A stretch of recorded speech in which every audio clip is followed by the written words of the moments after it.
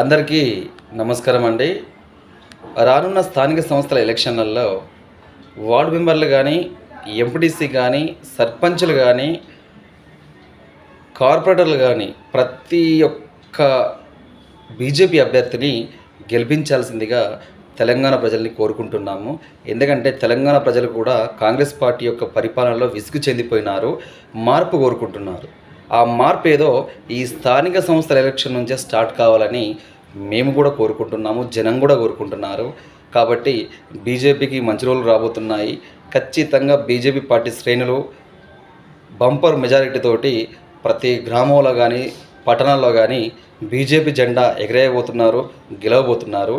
ఇది కాంగ్రెస్ పార్టీపై ఉన్నటువంటి తీవ్రమైన వ్యతిరేకత స్థానిక సంస్థల నుంచే స్టార్ట్ కాబోతుంది. బీజేపీ గెలవబోతుంది.